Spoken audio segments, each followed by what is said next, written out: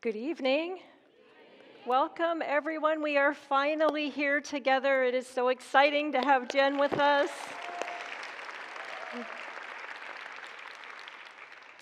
My name is Lori Haas. I'm one of the pastors here at Church of the Palms, and I have one question for you to begin.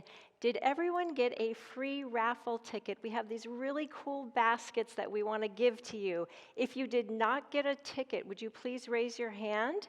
Because here comes Sarah right over there. Sarah and Chris are gonna, and here's some more. Good. So you keep your hands up. They're gonna deliver tickets. And I want to just tell you a couple of things. If you are new at Church of the Palms, we wanted to make a couple of quick announcements. On your way out is this flyer called Faith and Society. It has our other speakers that are coming to Church of the Palms. Pick up one of these, and if you're interested in staying on the list so that you can know about the speakers that we bring in, there is a little card that you could fill out so you can get email and know when we're bringing who's in. Christmas is coming up, so we just wanted to let you know that we are doing the Messiah right here on December 3rd at 4 o'clock, and it is always an amazing concert. And then if you don't have a place to worship for Christmas Eve, we worship at Siesta Key Beach on Christmas Eve at 5 o'clock, and it is a blast. And then you could always come back here on Christmas Eve, 5, 7, 9, 11. 5 is the family service, 7, 9, 11 will be here. Hope you might join us as well. We want you to check out our website for any of those details or any other kinds of things that you might want to know about Church of the Palms and how you could connect with us, to serve with us, to get to know us. It's a great faith family. And Jen's talk will be posted on our website. It'll be up next week, and it'll probably be there for about 30 days. So if you have a friend who isn't here that missed it, then you can send them to our website. With that, will you pray with me? Gracious and loving God, we give you thanks for the many blessings in our life, for opportunities like this to gather and grow together. Pour out your Spirit on Jen as she prepares to speak, and onto each one of us, that we might be moved to follow you more closely with all it is that we say and do, that through your Holy Spirit we might love justice, do kindness, and always walk humbly with you. In Christ's name we pray. Amen. Amen. So I'd like to invite my mentor and our senior pastor, Steve McConnell, to come up to share a little bit about our ministry partner who is getting all of those $10 tickets. All that money is going to Samaritan Counseling, and he's going to just tell us a little bit about it. I guess I should stay up here. Good evening. It is great to see you all here this evening, and I am grateful that you're here, not only to hear this amazing woman, but also to support a very important ministry with which we are in partnership have been for the last 23 years, when we invited Samaritan Counseling Services to be here at Church of the Palms. Samaritan Counseling is an independent and fully accredited faith-based mental health counseling service that we provide for our community here in Manatee and Sarasota counties. As I said, they've been here for 23 years. They have 27 counselors, and they are spread across these two counties in 10 different locations to provide services for those that are dealing with a variety of mental health issues, including marriage and family counseling and addiction issues and relational issues. And Samaritan has just made a huge difference, not only in the life of our church, but I know throughout our community. And we're so grateful for them, not only because of the expertise that they have with licensed psychologists and social workers and marriage and family therapists and mental health counselors, but also because their mission is to serve the whole community regardless of need. And a big part of what we seek to do is to provide assistance to Samaritans such that they can provide assistance to those who are in need of mental health services. And we try to bridge the gap between what people are able to pay and insurance is able to pay as compared to the expenses that go with each of these counseling sessions. So the proceeds of your tickets have gone towards supporting those services such that people can come without that worry, and that they can be provided some great mental health services and counseling, and that they can integrate body, mind, and spirit as we seek to be a whole people. So we're grateful for your being here, and we hope that you will perhaps go online and learn more about Samaritan Counseling and the great services they provide. So let's give a big round of applause for Samaritan Counseling. That's good. Good. Okay, and now why you're here. Jen Hatmaker is an author, as you know, of 14 books, 2 of which were on the New York Times bestsellers list, For the Love and Fierce, Free, and Full of Fire. Jen starred in the popular series My Big Family Renovation on HGTV, and she also hosts an award-winning podcast called For the Love, which is lots of fun. Jen has curated a wonderful book club, and you can get information about that with Clay in the back. You'll see some of the books scattered there. She is a leader of a tightly knit online community where she reaches millions of people every week.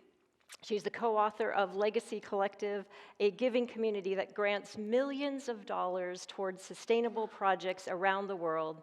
She's a mom to 5 kids and lives happily just outside of Austin, Texas. Please join me in welcoming Jen Hatmaker. Thank you.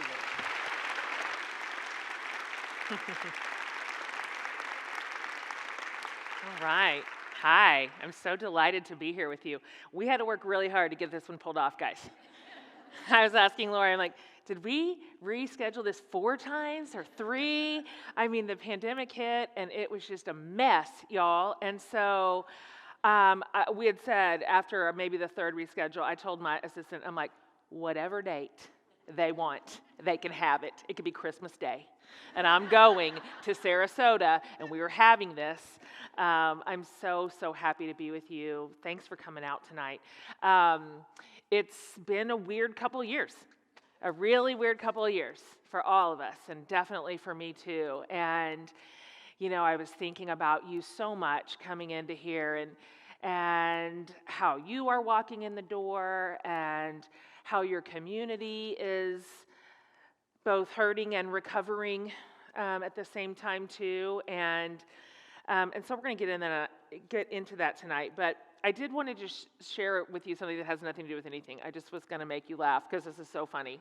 This is so funny. Okay. In the meantime, when we were having this global pandemic, I wrote a cookbook, and I want to tell you that it's hilarious and it's nonsense. I honestly, I cannot believe I wrote it, and I cannot believe they published it, and I cannot believe you bought it. Like, it's just truly shocking. But we're not a dessert family. We're just not. I don't love desserts, and I don't bake, and I just don't think about desserts. If I want desserts, I'm gonna have chips. So I have a dessert chapter. It's called Food That Comes After Your Food, and there's one entry in it. There's one recipe. That's all I can give you. Okay, here's my point. My point is, I've raised my kids like this too, so they don't even know that people eat dessert on the regular. They don't know that that's a way that you could live. And so about 6 months ago, you guys, my 4th kid, Ben, so he's a freshman in college right now. So about 6 months ago, he gets a job at our beloved local grocery store. It's called H-E-B in Texas. And I'm like, baby, this is awesome. We love H-E-B. This is our favorite company. And he's like, Mom, they're putting me in the bakery. I'm like, you know what? This is good. You have no home training here. Like, maybe you're going to learn how to make bread, or I don't even know, croissants.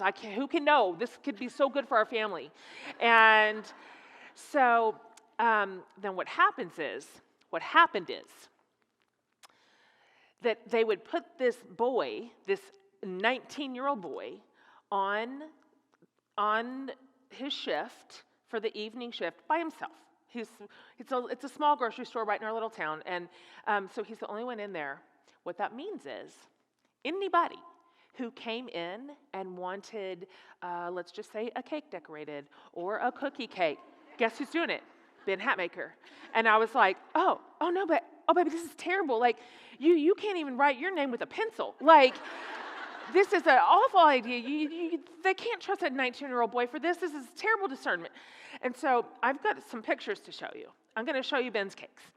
And so he's like, well, first of all, he was not there 1 week, and this was already happening. He's like, Mom, they gave me at least some parchment paper to practice on. I'd like to show you Ben's practice picture. Oh, yeah. You like that? What does that even say? Like, oh, you guys, no, it gets so much worse. Just wait, please, just wait. So this is his practice writing, and so I'm going to show you, this was our group chat. Now, hold on, I'm going to tell you this. This is me and my 5 kids, and some of this is just right on the edge of inappropriate, and you're just going to forgive it, okay? This is just the way we talk. So Ben tells us, I did my first cake today. We're like, oh gosh, let's see it. Let me do a little blow-up for you of this first cake. It's so horrible. Oh. It's genuinely horrible. Like, I just don't know what to say. So in classic Hatmaker family, this is how we responded to him in the group chat. So that's my daughter Sydney up top, another L for capitalism. And so we're all just screaming. This is what happens in our family. When you fail, what you generally get from us is mockery. That's how we're gonna laugh at your failures.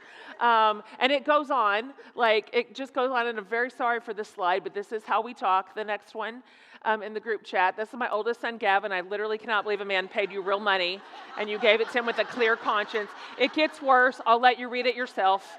But it's just so horrible. If you can go back just one real quick. I mean, so terrible, you guys. I'm sorry. I'm sorry. That's how boys talk, okay? I have 3 sons. That's just how they do. That's just how they talk. I can't help it, okay? Okay, so I'm going to show you this next one because this is maybe just a few days later. So he fires up the group chat again. And so he's like, now, first of all, this is what he sent to his customer, okay? This is Ben from the Buda Bakery. Before I show you this cake, let me give you some background information. Like, he's building his case. He's building his case. Like, I've only been working here for 3 weeks. They already had me closing by myself, like, within the first 2. It's going on and on. He's really trying to, like, warn the customer. Please notice number 5. I am so sorry, Suze. And the reason that he said that is because this is the cake. I can't. It's so...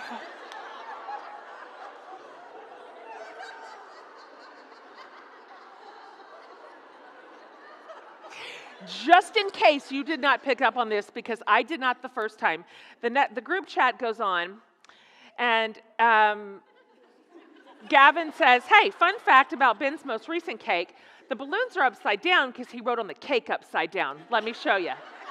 Like, oh, it's worse. It is worse than I even thought. Oh, it's just a nightmare. This is so embarrassing. Let me show you some of his other masterpieces. Congrats on your job. Congrats on your job. Here's the worst cake you ever saw, okay? You're welcome. That one is so spectacularly bad. Here's another one. I think he has misspelled something. There is no way somebody's name is Beckless. There just isn't. Like, somehow this is a mistake, and I'm just not sure how, but it's terrible, okay? So terrible. Here's another one. It's just so bad. It looks like a kindergartner wrote it. It just, maybe this is the worst one. I don't know. Hap birthday. Y'all, I can't do it. I can't take it. Ben told me on that cake that the customer came in and he sees Hap birthday and he said, oh my goodness, you left the Y off. And Ben goes, oh gosh, okay, let me just get the icing real quick and fix the Y. And the customer goes, you know what? Why don't you just leave it off because it's funnier that way? I'm like, yeah, yes. This is clearly a humor cake. That's all it is. This is not real. Anyway, that's how it's going. Just don't come to a Hatmaker for dessert. That is the moral of this story. Don't come to me. Don't come to my kids. Please do not come to the Buda Bakery at HEB in my state. Do not come. I beg you. Okay, that's just nothing except nonsense. He doesn't know that I told you that. So nobody tell him that I brought those pictures of his awful cakes to Sarasota. Okay. I have some things to share with you tonight, and coming in off of a real couple years in my little world, as are you, as are everybody that you love, this whole church, this whole town, this whole community, really this whole world. And so I'm going to talk kind of frankly about some of that tonight, and let me just say this before I do. I am just simply not practiced at talking about this in a live room yet. So I've not been, I'm just now in rooms with you again for the first time in 3 years. And so it's just going to be whatever it's going to be, okay? This will be far less like polished or than I'm used to. So thanks for, aren't you excited you came? Isn't this a good disclaimer? It's going to be terrible, you guys. Buckle in. Okay. I'm going to start here. I'm going to build it around this idea. For me, and I'll put this up for you, my absolute earliest memories, probably for you too, are around the table. I can remember them really clearly. This was me at my very first table when I don't know if did I send you that picture? Yes, there it is. There it is. There's little Jen. That's when I was an only, before I had any siblings. That is my parents' tiny little farmhouse in Valley Center, Kansas. I'm sitting on one of those like red plastic booster chairs that they had at Pizza Hut. Do you remember those? Those chairs are hand-me-down wicker chairs that my mom got for her little starter home. And this is where they lived while my dad farmed my grandpa's land. And I remember this table. I remember that little house. I remember my bedroom, but I remember sitting there with my parents at 2, at 3, at 4, some of my earliest memories. I also remember sitting around my grandparents' table. So this is my grandpa, that's my mom's dad, and their little house. And I am telling you, when I am vivid. I have vivid memories at this table. First of all, I remember that little white stool. That little white stool was mine, and my grandma kept it in a special closet, and she only brought it out when I was there. And when I sat on that stool, you couldn't tell me nothing. Okay? Like, that was it. I was the stuff. And the second thing I remember about this table is that every time I would sit there with my grandma, she would make us soft-boiled eggs, and she would put them in the little crystal, do you know what I'm saying? Yes, they were like very old-fashioned, and she'd take the top off, and I was sitting there with my soft-boiled egg and my stool, and I was a queen, like an absolute queen. I just remember, what I remember when I look at that picture, I remember sitting there and feeling at this table, I am very cherished.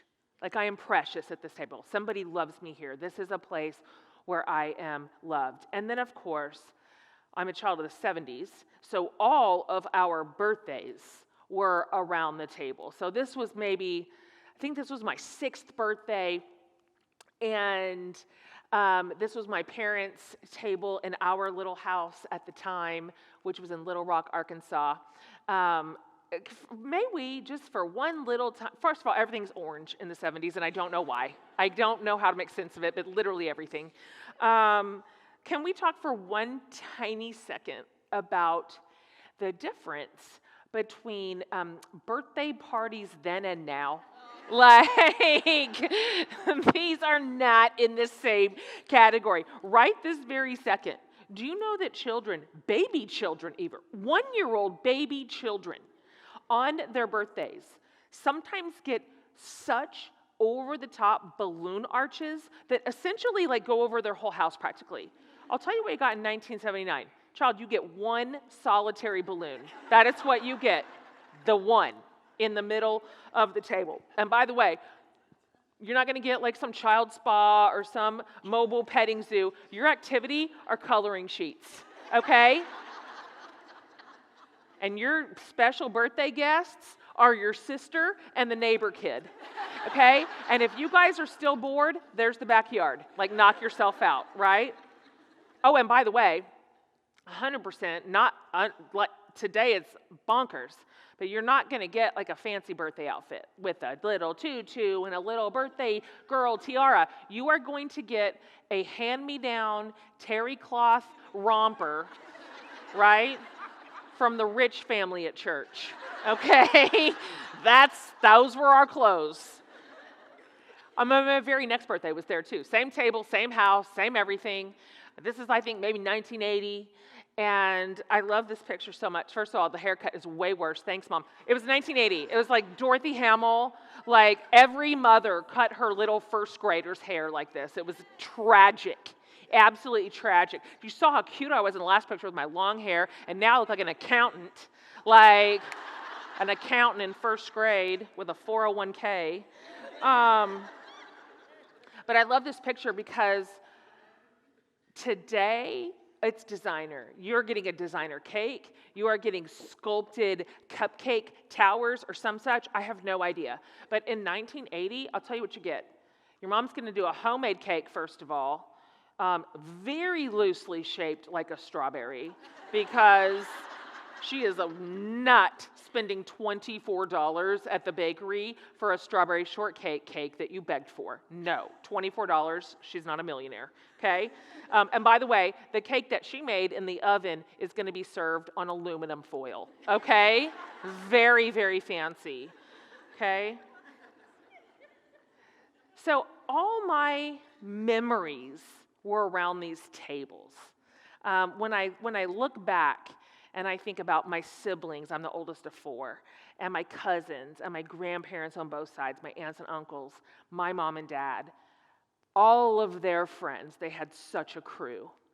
It's the table. Like, it was the table at the center of all of it for us. That is where we gathered, and it's where we laughed. It's where we told stories. It's where we made memories. And so I grew up and I made my own table. I got married at 19. I can't help you process it. Got married at 19.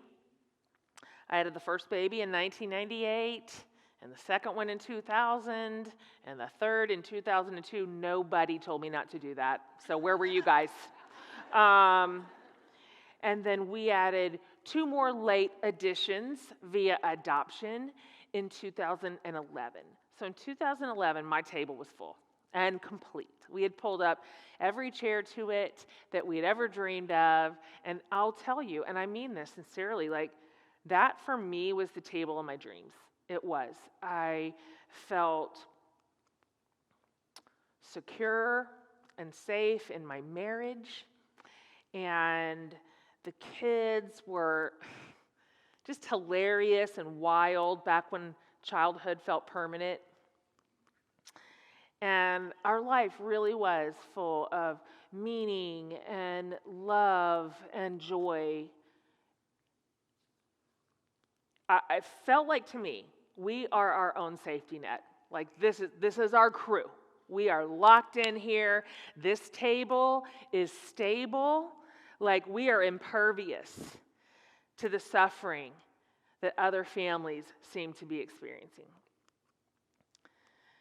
On the docket as a anchor verse tonight is one of my, easily to my top 3 favorites in Scripture, which is Micah 6:8.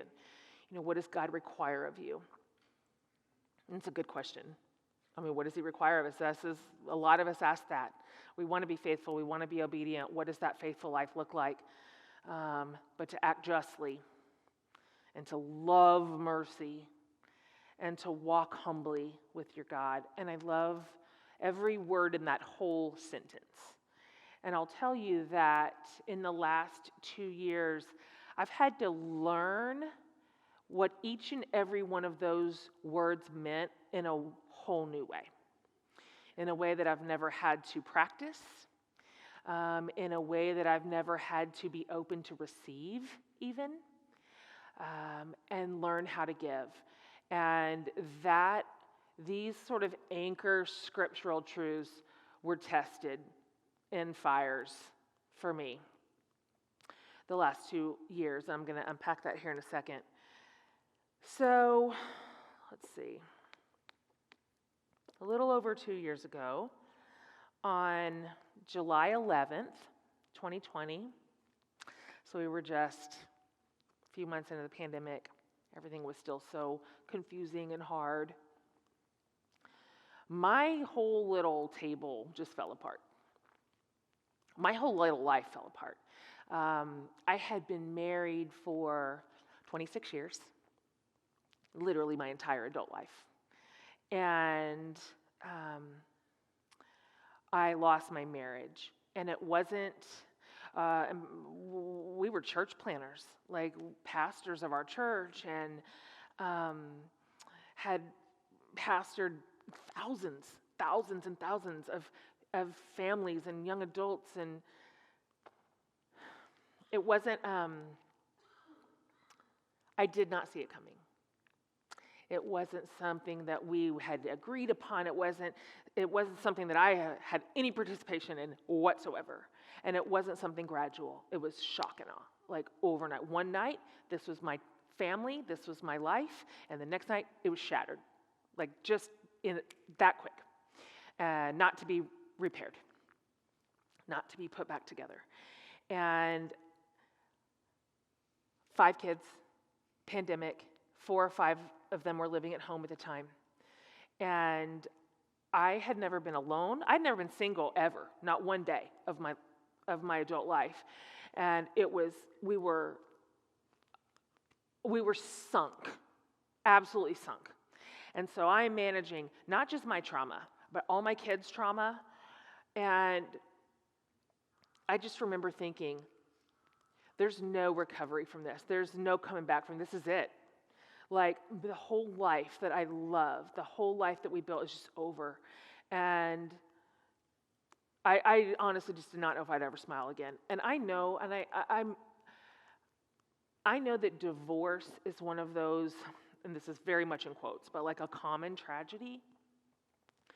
But when it is your family, it is the destruction of everything you know, everything you'd hoped for, everything that you had expected and wanted, and not just for you, but for your kids and for your extended families on both sides and your friend group. That is so hard. Your church, just everyone. It's like a grenade in the center of your whole life, and that's definitely what it was for me, for all of us. So let me just say this real quick. Before moving on, I know this is true. If you have lived long enough, which all of us have, I know that something hasn't gone the way that you expected to. Of course, because that's how life is. So whatever it is that you walked in here with that's heavy, that's painful, maybe it's your health, right? Or the health of somebody that you love and somebody that's precious to you. Maybe it is your marriage. That's a story that a lot of us share. Maybe it's a kid.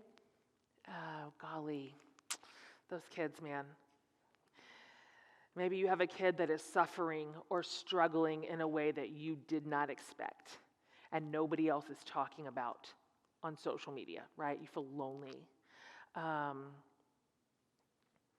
Maybe it's your career or even your faith. Whatever loss like you didn't see coming, whatever suffering you did not plan for, and then of course you pile on the collective losses of the pandemic that we all experienced together, and here we are. Here we are.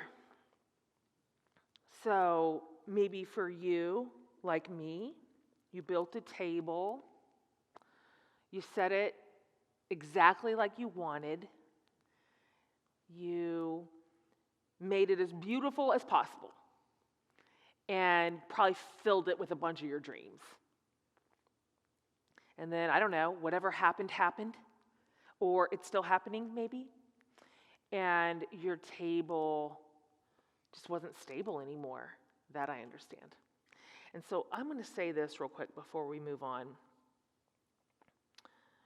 to what I kind of had to learn out of Micah 6:8.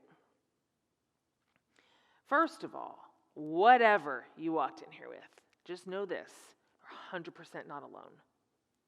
That is clear. Gosh, it's a bummer, and I hate this system, but pain is just the cost of admission to a human life. All of us.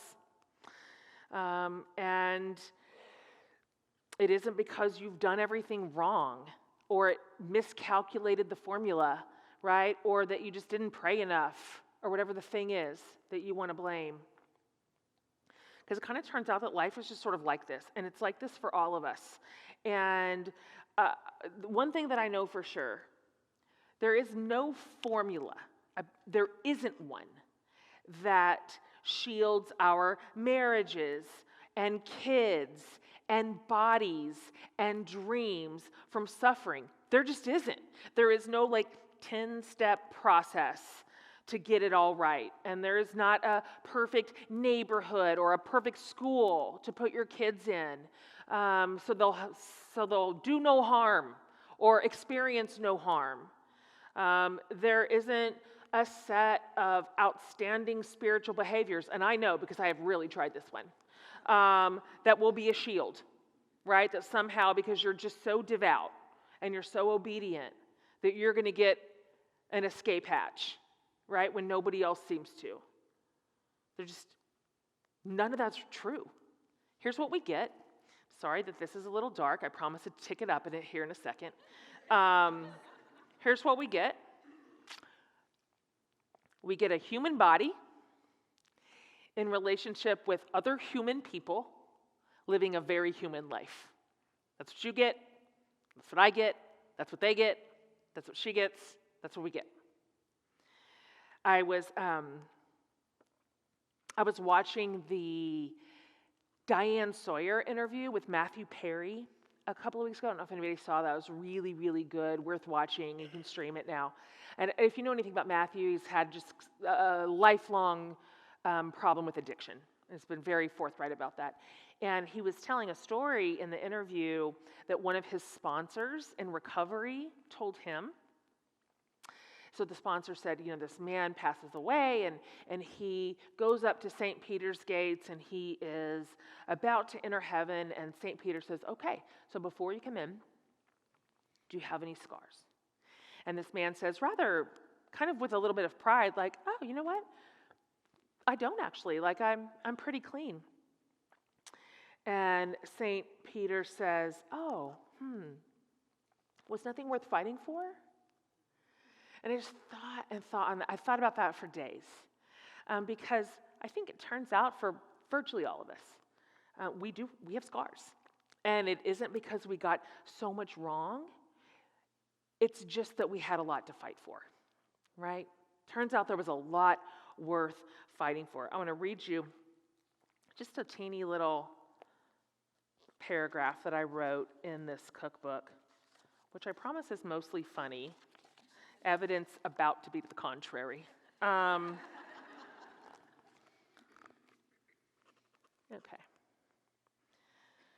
A little note.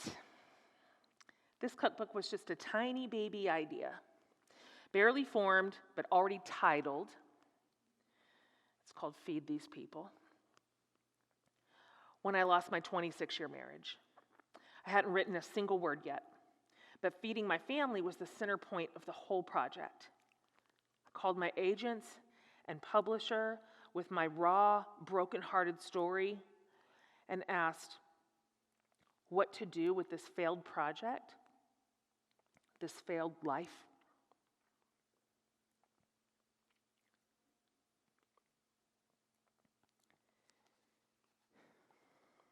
They said, Jen, Do you still have children? Yes, there's so many of them. Do you still have siblings? Yes, we are so loud. Do you still have brothers-in-law and sisters-in-law and nieces and nephews? Oh, yes, marrying into our wild family is a real ordeal. Do you still have parents? Yes, they survived us. Do you still have best friends? Yes, they're my life. Then feed these people. Get busy cooking.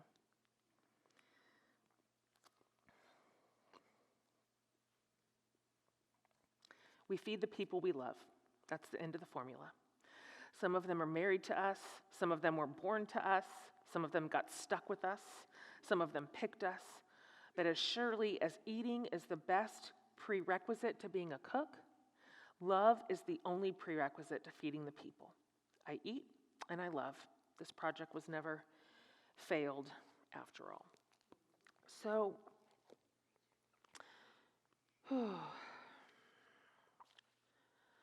thus for me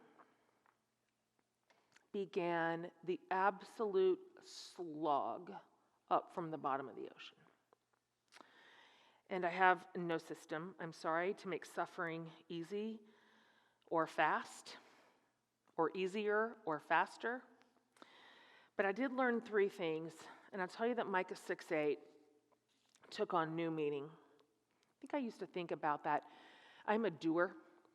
It's just, I'm geared that way, and I have a real strong justice meter. So anytime Scripture is talking to me about justice, I'm like, those are that's marching orders. Like, I live for James. Like, let's go.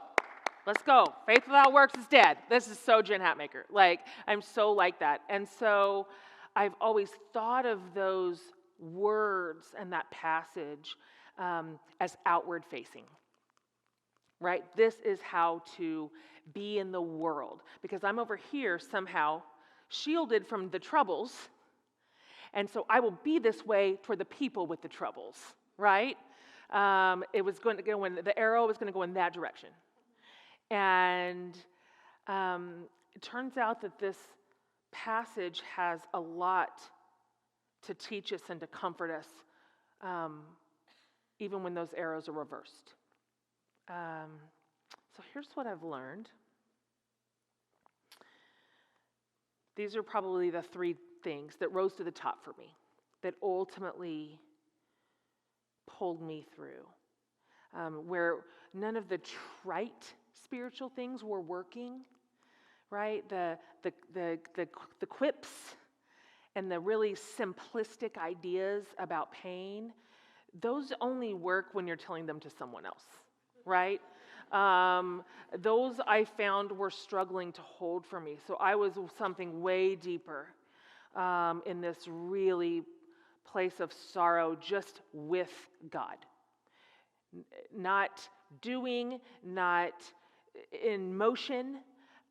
Most days, for those first few weeks, I would just sit on my porch and I would just say to God, I don't want to talk. I just don't want to talk. I don't want to do any talking to you. I will sit here and you can sit here. And that's as much as I can handle. And I cannot talk about any of this right now. And somehow, that was precious. I don't know how it works. I don't know how God's presence works. When he's not just fixing the thing you want him to fix. He's not just solving your problem. It couldn't be solved. So somehow that held. The first thing that I learned, when you are drowning, do not try to go with this alone. I know, golly, nobody understands more the instinct to prop something up and to spit shine it and to make it seem a little bit better or to hide it altogether. Just to tuck that thing into a dark corner and hope nobody can see it, right? But this is the exact time to tell the whole truth, however ugly and embarrassing and humiliating and terrifying and even shameful it is, and invite the safest people in. I was looking up some of the original language in Micah when it says, what's required? Let's act justly. Justly has a synonym, and it's honestly. Act honestly. And of course, in an outward-facing interpretation of this verse, we're just not going to be liars, right? We're going to tell the truth. This is just good behavior. But in suffering, all of a sudden, acting honestly took on a new meaning for me. It meant, who am I going to tell this to? And to what degree? And it was all of it. And how can I even be honest with myself? I was prepared to lie to myself about some things. I think sometimes we think bravery means the fortitude just to weather it alone, kind of like a soldier. It is far more courageous to be vulnerable and invite people who love you in close and proximity. I think this truth-telling bit, this act honestly bit, it might be 80% of the lift. Telling the truth in this way is the enemy of shame. It is, because shame just is the dark room is a breeding ground for shame and also for loneliness. I think this step is an invitation out of loneliness because suffering feels lonely. But the truth is, and this is my absolute lived experience, and I bet it's yours too, we are actually surrounded by people who have been through or are going through exactly what we are going through. That's just true. Nothing is new to us. We're not the first person to ever experience the suffering or the loss that we are experiencing. We're just not. There's just this sense of same, like all around us. I actually talked about this last week, and so I understand that this is asking a lot, but I'll go first too. But I wonder if you might be willing with me, if anybody here might be willing to say out loud something that you are going through, that is causing you pain or worry or sadness or fear. And then the rest of us, if you hear somebody say something and you've either gone through it yourself or you're going through it now, I wonder if you could just be like, just holler out, same, right? Let's just see. I don't know if this will work. We're just going to see, okay? And so I'll go first.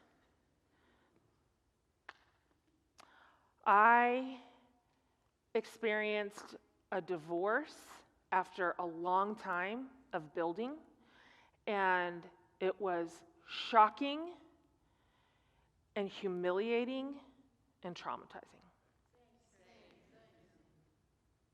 Anybody else?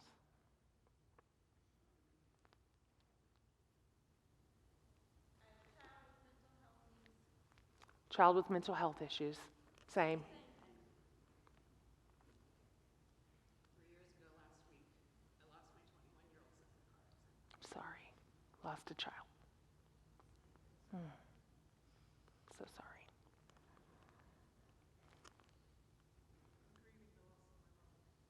Of your mom? Lost her mom.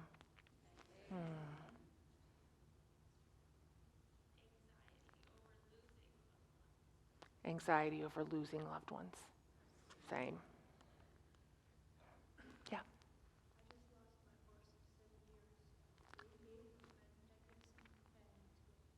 Your horse.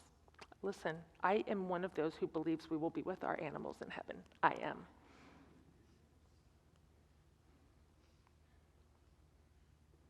Who else?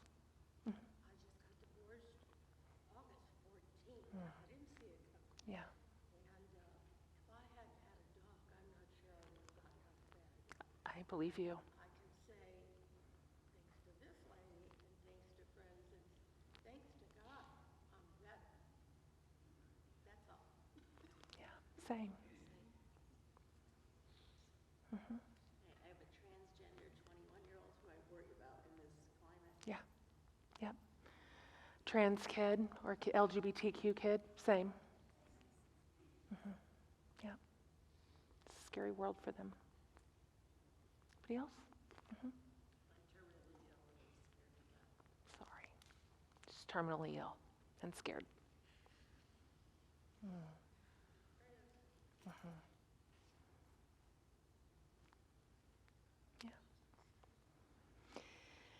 You know, we could do this all night. We could.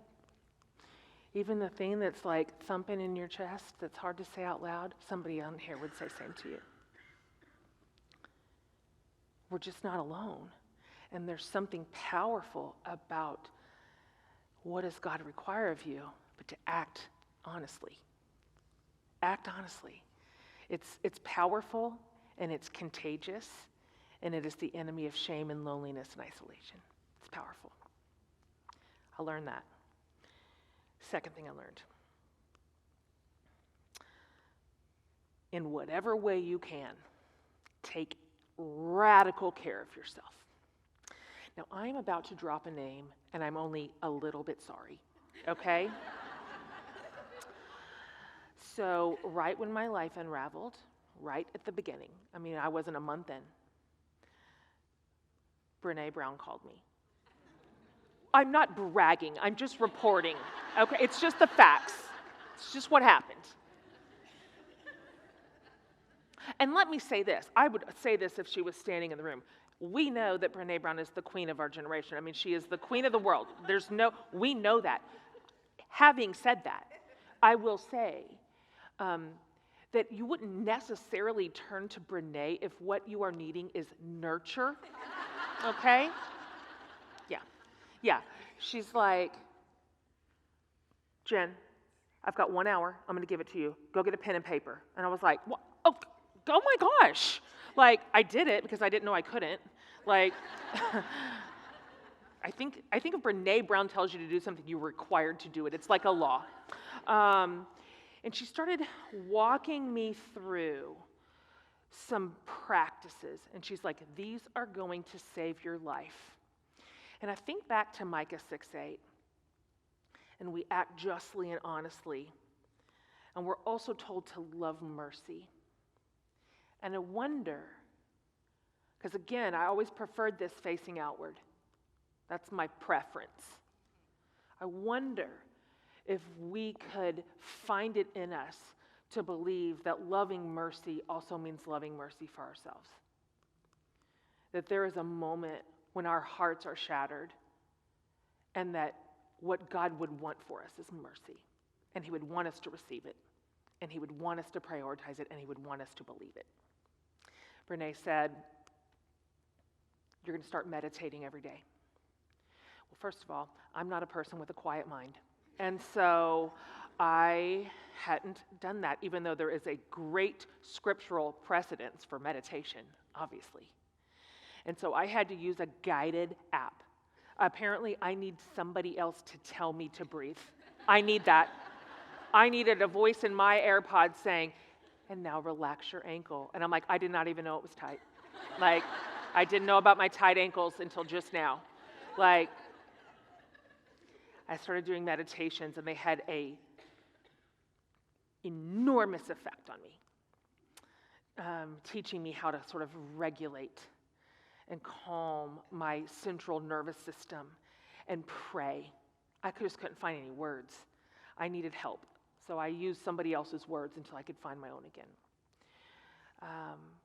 She said, you need to get super serious about your health right now. You need to eat foods that are good for you and that fuel you, and you need to drink water, and you need to stop drinking wine. And I'm like, that is rude. Like, that is just mean. I'm hanging up. I started therapy, of course, cannot recommend enough. For a while, I was going twice a week.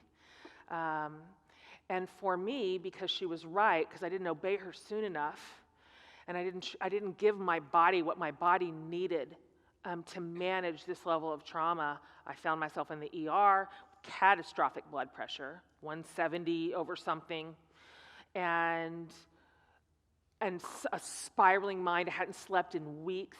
And so I went on blood pressure medicine. I went on an antidepressant and an anti-anxiety for an amount of time. And I'm telling you, for me, those were situational. I did not need them in a permanent way, but I needed them desperately when I needed them. And there is no shame in those. And what they did is they regulated my body. We're not meant to handle some of the trauma that we handle. Our bodies aren't made for it. Really, we're not meant to handle the level of stressors that come with suffering. And so it regulated my body enough that I could work on the other stuff. I will forever be grateful for those medicines for the amount of time that I took them. If you need that, give your body what your body needs. I just started some super basic habits too that felt nurturing. And listen, this isn't anything to be impressed about. This is stuff you teach like kindergartners. But like, I would make my bed every single morning. And like, I would wash my face every single night. I know. Where's my parade? But something about doing these very teeny, simple, nurturing habits, wrangling a little bit of order out of a totally chaotic situation, comforted me. And it told me, you can do something consistently. You're going to be, if you can make your bed, you might live. You know what I mean?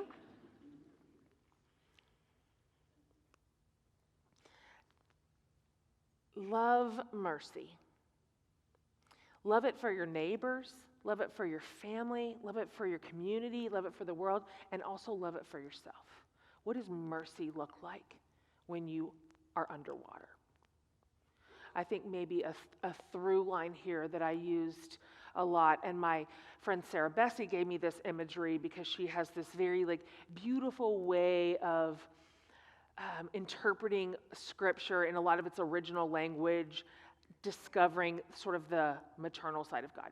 And so she's handed me that language a lot, like God is a father and a mother, right? And so I think a good through line here is to say, what would it look like to care for myself in a way like a good mother would? It's a good question to ask. What would a good mother say? She would say, have you eaten? She would say, have you had some water?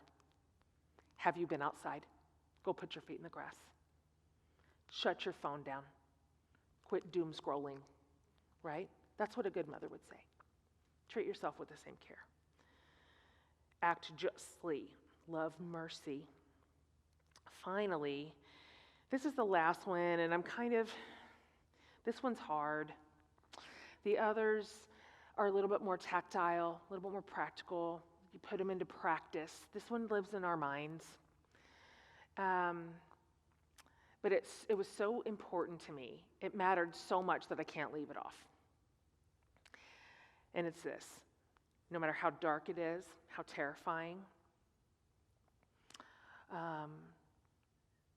even then, believe in hope. And just chase it down like a hunter. Think about the end of that verse. Act justly and love mercy and walk humbly with your God. Oh, nothing will humble you like suffering. Nothing will humble you like losing your 26-year marriage when you have spent 15 years preaching about marriage. But I think what stands out to me in this season of life is the word walk. Walk humbly with your God. Keep going. Just keep going. Put a foot in front of the other and walk with your God. Here's why hope matters. The thing is that our thoughts tell us how to feel and ultimately how to act, and we believe them. Like, it really is that simple. And please know this. Oh gosh, I am not talking about toxic positivity. I actually hate that. Like, it'll be fine. It could be worse. Like, chin up. Like, think about how many good things are still happening. I hate all that. Not only is that not helpful, it's actually destructive. Because sad and hard and traumatic things are sad and hard and traumatic, and we are not wrong for feeling them. I had to learn in therapy, I struggle with big feelings. I was telling some of the women beforehand when we were having dinner, I live in the top half of the glass, and it's the worst. I hate me. But I struggle with big, hard feelings because of that. So my therapist has said this to me so many times, and she makes me say it back to her, which is rude. I'm like, look, I don't pay you $125 an hour to be mean to me, okay? Don't tell me what to do. But she says to me all the time, Jen, sad is not bad. Mad is not bad. And hard is not bad. These are not bad. So know that I am not suggesting that we squash our very real feelings and emotions and reactions to pain. However,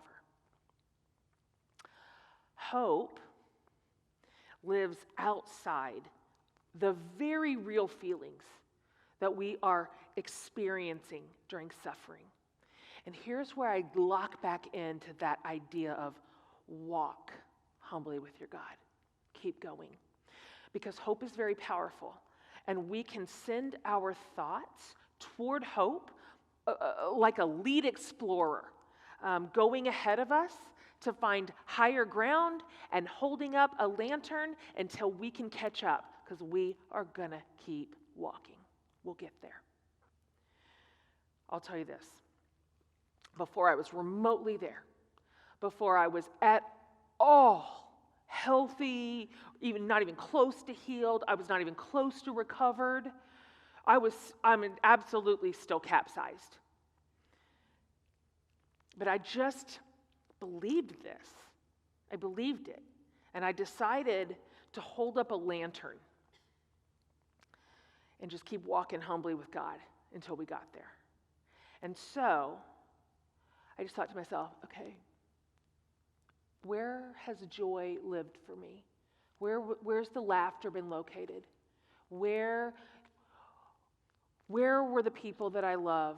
Where did we go? What did we do? What was the scene of the connection and the happiness? And it was that table, man. It was that table where we had always gathered. And so in a real act of hubris,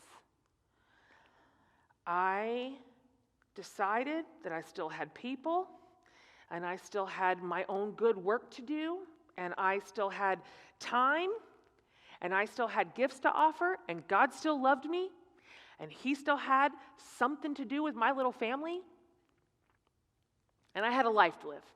So I built a 28-seat table in my backyard. Like, my parents were kind of like, it's big. And I'm like, oh, no, this is over the top. Like, this isn't reasonable. Like, we're outside of reasonable spaces. I can show it to you, too. I just went, oh, we're going to build a pergola.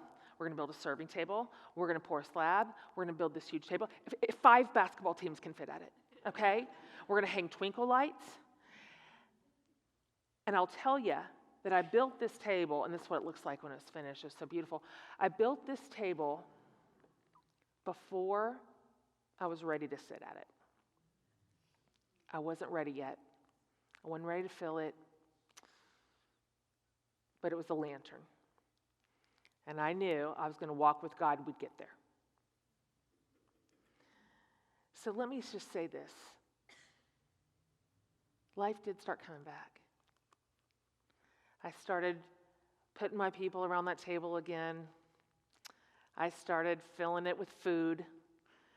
We started having Thanksgiving and Christmas there. We had a huge crawfish boil there. I put 15 prom kids around that table in the fanciest clothes they've ever worn. Life came back. This is a picture of us. When we were shooting the cover of the cookbook, the publisher said, we'd like to have a picture of you in the kitchen. And I'm like, that makes sense, because you cook food in the kitchen. And I understand that. And I said, I don't want to be in the kitchen. I want to be somewhere else. And they were like, but you've never written a cookbook and you don't understand anything. I'm like, you are not wrong. There's no lie detected. But I'll tell you that I want this cover to be at the scene where life returned. This is what it is. This is cover of it. Like, that's it. I got my way. I'm very determined. I'm an Enneagram 3. Like, it's very hard to disagree with me. Let me tell you this as we wrap it up here. Go ahead and build your table now. Even if it feels like a long ways away before you're ready to sit at it. Just put your promise to yourself in motion. Now, you can bet on this, that you have a God who loves you. He's going to walk with you the whole time, even if you're taking the tiniest baby steps. And he loves mercy for you as much as he loves it for anyone. And he has built you with resilience, and he has seated you with strength. And I'm just telling you, the possibility for good things yet exist. Isn't it fun to think, like, what will future you just bless and thank current you for believing? Right? For building in advance, for trusting that you would walk humbly with your God and get there. So, that's really all I know. Now you know everything that I know, and I don't have anything else. Everything I know can fit into 35 minutes, okay? Just keep going, keep walking, keep acting honestly, keep loving mercy, keep building your tables, keep making the good and sometimes the hard choices to get there. Tell the truth, the whole truth. Invite your safest people in. They love you. You are not alone. You never were. Take radical, nurturing care of yourself. Love your mind and soul and heart and body like a good mom would, like a really good mother might. And just don't give up on hope. Just don't do it. Don't you dare. Send your thoughts toward that higher ground of recovery and peace and resolution. You'll get there. Keep walking humbly. You'll get there. Hope will light the way. Just follow it all the way home. Okay? So I want to say that I am proud of you. And thank you for what you shared earlier. I will treasure those moments that you shared so tenderly in this big room. And I see all that it took for you to get here tonight. And it's just my honor. It will always be my honor. It will always be my greatest privilege to get to just stand up here in the company of amazing brothers and sisters like you. Let me pray for us. God, thank you that you are good and that you love us and that you can be counted on in the darkest of days. And it's not that you just swoop in and fix it all, but it's that you love us and that you're with us and that you will walk with us as we walk with you. Thank you for loving mercy for every single one of us. Help us believe it. It's in your good name that we pray. Amen.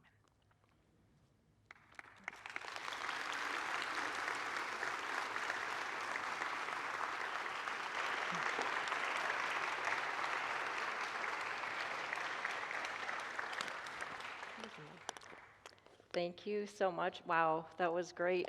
We just have a couple of questions we wanted to ask Jen, and then we're going to let her go to the lobby where she will meet you to sign a book or take a picture. She's got about 30 minutes at the end of this, and after we send her, we'll do the raffles, so if that sounds okay.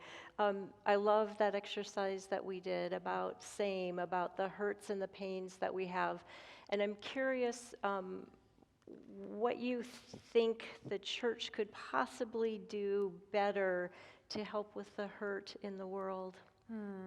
Gosh. like one of my deepest dreams that I simply cannot give up. Can I just, how about Oh, this? yeah. How about You want me this? to help? I'm I can strong. help you. Okay, you don't have to Look do it. at this You guy. don't have He's to like, do these it. girls. Hey. You do not have to do it by You yourself. are so right. Okay, you were listening. That's nice. A plus. Okay. I too am Okay. a 3. I've long had a dream that the church would be the place where the most hurting and outcasted and broken among us would feel the most treasured. And it just isn't how it generally goes. And so I end up with this rub all the time. And so I think one thing that the church can think of specifically, and this could go on for, I mean, this is a big question, and it has a lot of layers, but there's a type of pain that the church does great with. It's a certain brand of hurting that is it lives in an acceptable category. Right. And we say, this we can do. This is what we accept this. We have compassion for this. We have programs for this. And then there's some suffering that lives outside of that, and we assign morality to it, or we assign judgment to it, frankly. And those are the most broken hearts. Yeah. The ones who come to the church for as a harbor, and they end up just finding another prison. Yeah. And so I think my charge and my hope is that we can examine those categories. What are the categories that walk in the door and we're not happy about it? We're uncomfortable, we feel immediately judgmental, we want to fix it, call it out, shush it. Those are the ones I think that we need to pay attention to. Yeah. Those folks, I just think we're getting those wrong. I think we're getting that wrong. What do you think about that? Well, I think all the things that you listed in the beginning about sort of the people that don't fit in the right category, the outcasts, that's what Jesus did. Oh, he's the That's best where at he it. And everybody spent hated him for all of it. his time, right? And so how we have gotten so far away from that at times, yeah. Yeah, yeah, exactly. He was so good at it. Yeah. Such a good example. Yeah. And you can just, if people are responding to us the way that they did Jesus, then we're doing it right. Like, he was such a bummer, you know? And so, to the religious elite anyway. Yeah. And so, that's how I always know I'm getting it right, is that Christian people are mad at me. Yeah. Do you know what I mean? I mean it nicely. Okay. Well, that's interesting. So it made me think of this other thing about courage, how you find the courage to use your voice, and maybe it's for the outcast, maybe it's for, but how do you find courage to speak out when you are pretty sure you might get some decent backlash from it? I don't know what you mean. This is unfamiliar.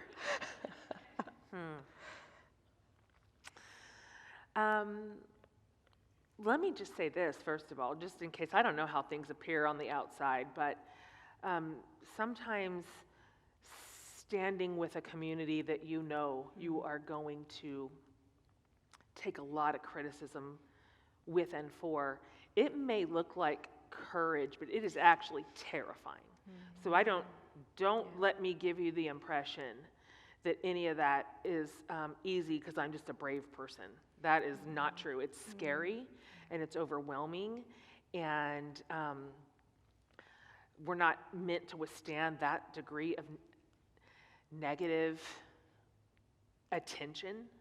So I don't even know if I would say courage is the right word.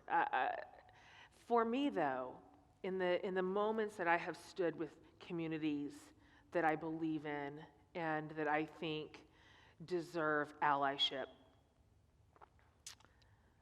I just got to the point where I had such cognitive dissonance with either like what I had grown up learning or hearing, like this one version of this that I was handed and never had a different interpretation or another way to consider it, and what I was seeing, like how it was actually affecting a human life, how it was actually like playing out in real time, that I got to the point where I knew I was either going to be able to hang on to my career as I knew it, and I knew how to do that because I know all those rules. I grew up in those rules. It's my native tongue, and I know everything. I know what to do. I know what not to do. I know when I've gotten too close to the line and how to throttle it back. I know how to keep that afloat, and I could have done it till I was dead, and been very successful. I was very darling in my community at the time. So I knew I was either going to be able to hang on to my career as I knew it, or I was going to be able to hang on to my integrity, but I didn't get both. And so I had to pick. And I just couldn't look myself in the mirror another day when I knew that my convictions were leading me toward advocacy and allyship, and people were suffering and dying every day while I was just too afraid for people to be mean to me. Right. It just didn't hold up. And so I went that way, and I wouldn't say it felt courageous. It felt really scary, and it felt really sad. Yeah. But it felt really right. Right. And I wouldn't trade 1 second of 1 minute.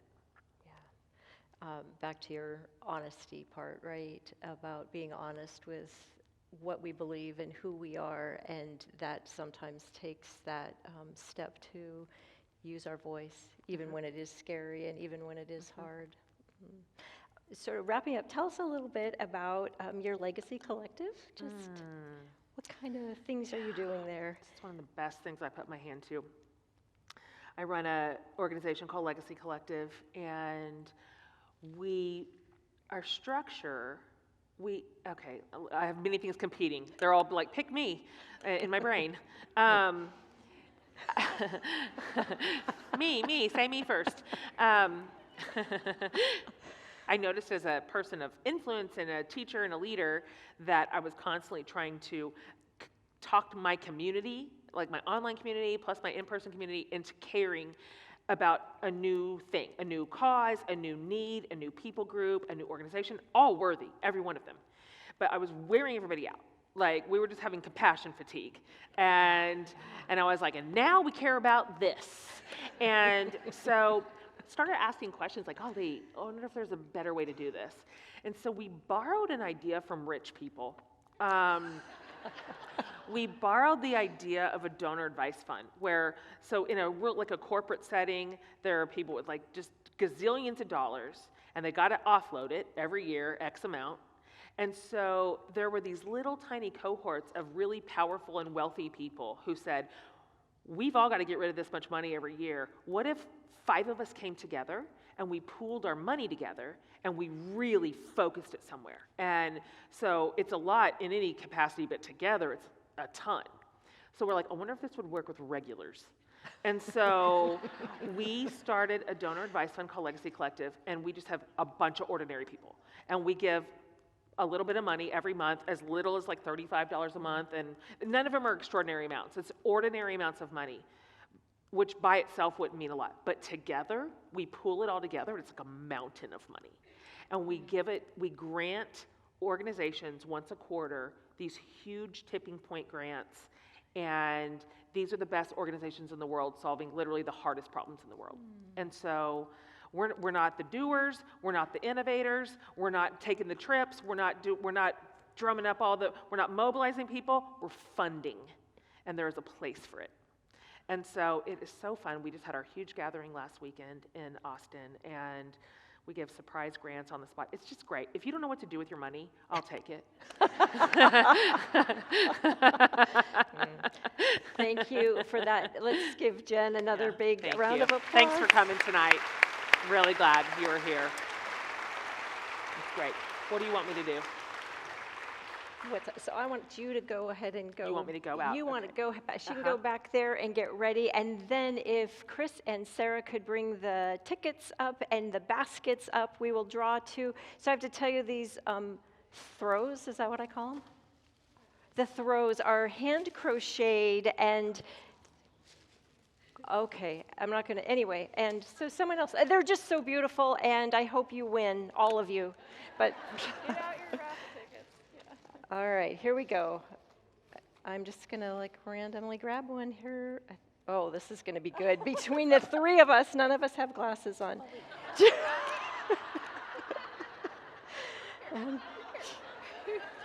Thank you, thank you, thank you. Okay. 291. 029.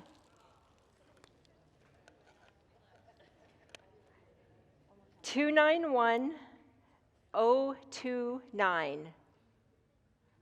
We're going to pick another one.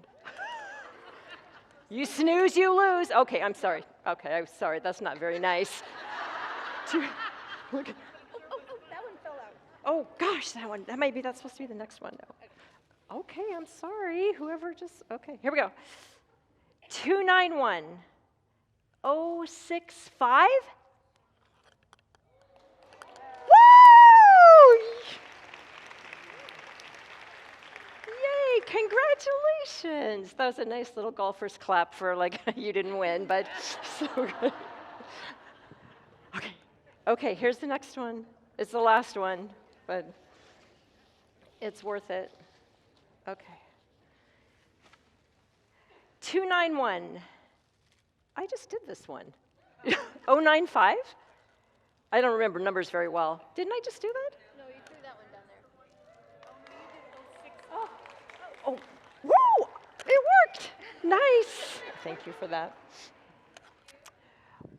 Oh, here's your glasses.